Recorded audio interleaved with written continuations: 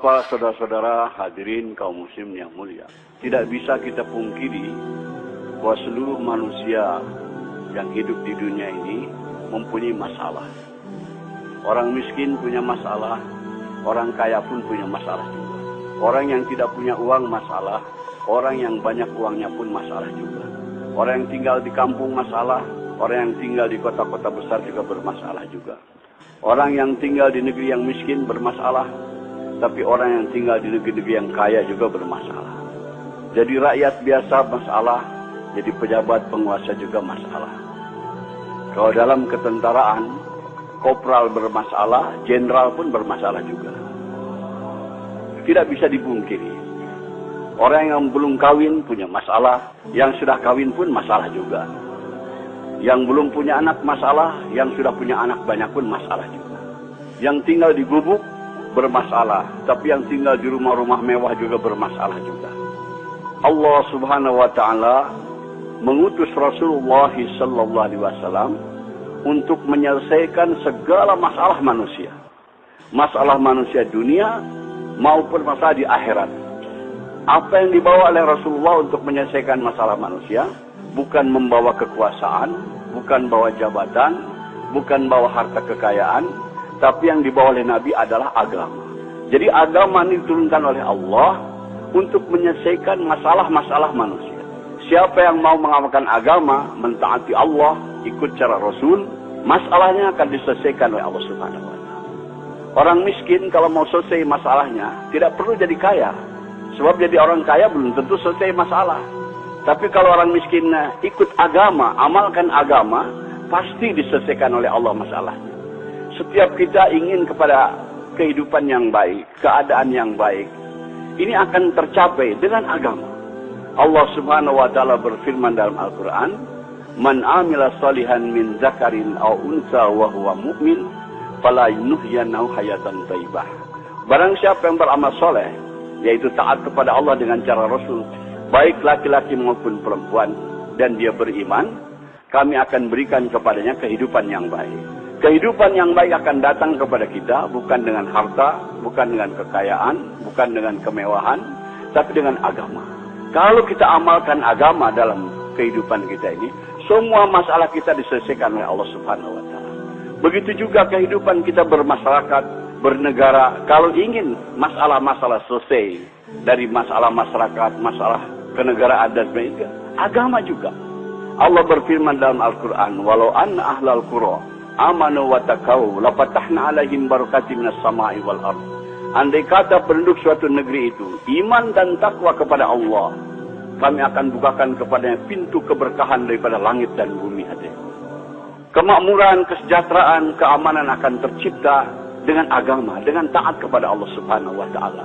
Maka Rasulullah SAW berjuang mati-matian memahamkan kepada umat betapa penting agama ini. Betapa penting agama ini untuk menyelesaikan masalah. Sebab manusia terkeliru, tertipu. Mereka yakin dengan yang zahir.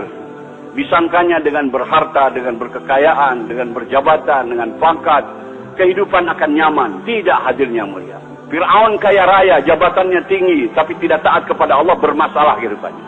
Qarun kaya raya, orang terkaya di dunia ketika itu, tapi tidak mau taat kepada Allah, bermasalah hidupnya.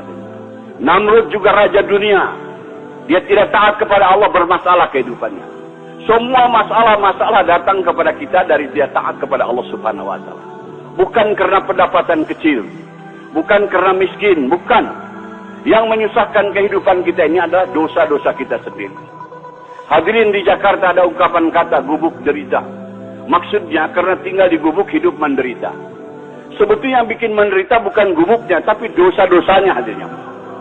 Orang yang berdosa itu walaupun tinggal di gedung yang mewah, tetap hidupnya akan gelisah, hadirnya mulia. Ketahuilah hadirnya mulia, semua kesusahan yang datang kepada kita ini akibat daripada dosa-dosa kita. Allah Subhanahu wa taala memberikan contoh yang gamblang dalam Al-Qur'an. Nabi Ibrahim alaihissalam dapat cobaan, kena hukuman bakar oleh Namrud, dimasukkan ke dalam api selama kurang lebih 40 hari 40 malam. Tapi karena Nabi Ibrahim orang yang taat kepada Allah, orang mengamalkan agama, di dalam api dibahagiakan oleh Allah Subhanahu wa taala. Sejuk, nyaman, sejahtera, dapat makan, dapat minum. Masa di gubuk menderita? Nabi Ibrahim dalam api tidak menderita, hadirin, karena bersih daripada dosa. Andai kata hidup kita lurus taat kepada Allah, dalam gubuk pun akan dibahagiakan oleh Allah Subhanahu wa taala. Hadirin yang mulia, ini harus kita camkan, tanamkan dalam hati kita keyakinan dan beritahu dunia bahwa kebahagiaan bukan dalam kebendaan, bukan dalam kekuasaan, tapi dalam taat kepada Allah. Siapa yang tidak taat kepada Allah akan celaka hidupnya, dunianya apalagi akhiratnya. Kita bertanggung jawab atas perkara ini. Setelah Rasulullah SAW wafat, tidak akan ada lagi kedam Nabi ke dunia yang memberikan peringatan kepada manusia. Kita selaku umat Nabi Muhammad SAW beritahu kepada dunia supaya manusia ini selamat. Hanya dengan ikut cara Rasulullah, kehidupan kita akan aman, akan tentram, akan sejahtera, akan bahagia. Maaf hadirin, hidup kita bukan akan bahagia dengan modern, dengan ikut barat. Tidak ada janji Allah Subhanahu wa taala. Tapi kalau kita ikut cara Rasulullah, janji Allah ada di situ. Allah akan berikan kepada kita kesuksesan, kebahagiaan. Maka kita beritahu perkara itu. Hadirin yang mulia, Allah Subhanahu wa taala berfirman dalam hadis qudsi, "Ya ibadi, ana urid anta turid, wala yaqulu illa ma urid." Wahai hambaku, aku punya keinginan, kamu pun punya keinginan, tapi akan berlaku keinginan aku, kata Allah, bukan keinginan kamu. Wa ilan salam dari fima urid, fakaifatuka fima turid.